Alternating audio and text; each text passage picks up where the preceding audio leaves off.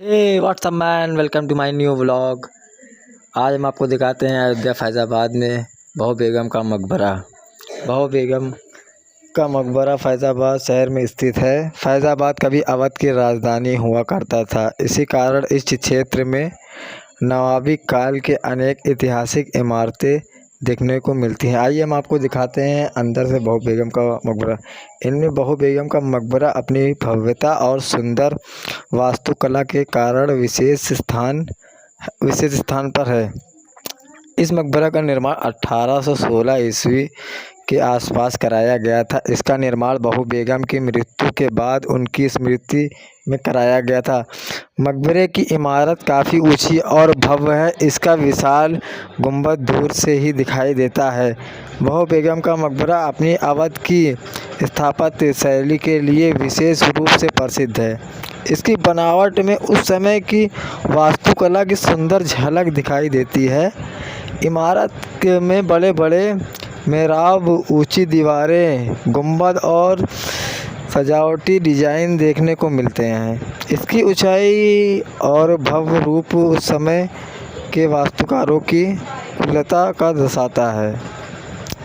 दोस्तों, अगर आप लोग यहाँ पे देखेंगे तो ये इतना सुंदर बना हुआ है मकबरा कि आप लोग अगर आज के युग में अगर इसको बनाया जाए तो इसमें कम से कम तो जो है 100 करोड़ के आसपास इसका खर्च आएगा। उससे ज़्यादा ही आएगा। जो चीज़ पहले बना दी गई अब वो बनानी मुमकिन नहीं। जो डिज़ाइन यहाँ पे बनाया गया है, जिस चीज़ से इसको बनाया गया है, देखिए आज कितने साल बीत गए, ये वैसा का वैसा ही है। तो मकबरे के चारों ओर का वातावरण भी बहुत आकर्षक है। इसकी ऊंचाई के कारण ऊपर से आसपास के क्षेत्र का सुंदर दृश्य दिखाई देता है।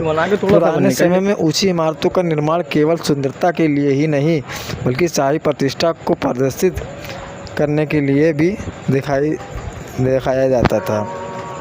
तो दोस्तों, पहले के जो लोग थे वो सिर्फ ऊंची बिल्डिंग जो है दिखाने के लिए नहीं बनाते थे। पहले के लोग अपनी ठाट बाट के लिए बनवाते थे, क्योंकि पहले जो है ये कोई मामूली बात नहीं थी कि जो है एक इतनी बड़ी इमारत को बनवाना कोई मामूली बात नहीं थी। और जो है और हर कोई बनवा भी नहीं सकता है ऐसी इमारतों को। इसके मकबरे का ऐतिहासिक महत्व इसलिए भी अधिक है दोस्तों, क्योंकि यह हमें अवध की नवाबी दौर की सामाजिक और सांस्कृतिक जानकारी देता है। उस समय फैज़ाबाद राजनीति और सांस्कृतिक गतिविधियों का एक ऐसा महत्वपूर्ण केंद्र था।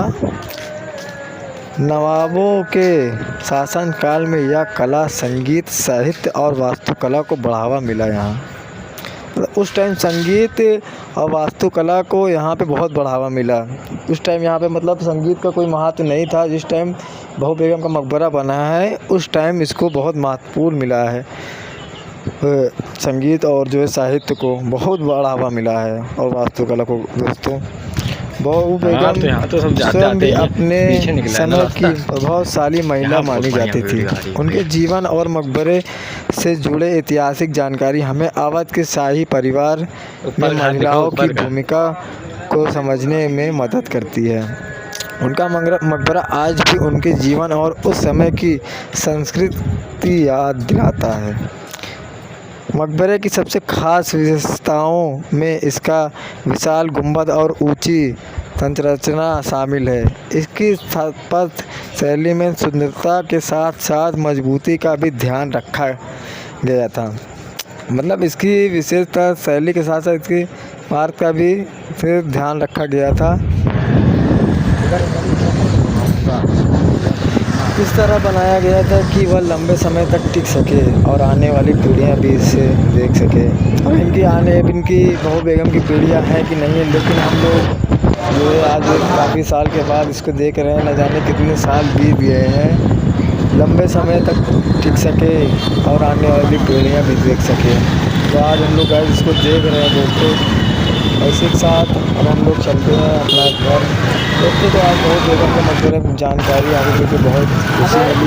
यह मकबरा हमें यह भी सिखाता है कि किसी भी ऐतिहासिक इमारत का महत्व केवल उसकी सुंदरता में नहीं होता है बल्कि उसके पीछे छिपे ऐतिहासिक इतिहास में भी होता है। महबूब बेगम का मकबरा अवध के उस दौर की कहानी बताता है जब फैज़ाबाद नवाबी संस्कृति का एक अहम केंद्र था। दोस्तों, इसी के साथ अपनी वीडियो समाप्त करते हैं। Thank you so much.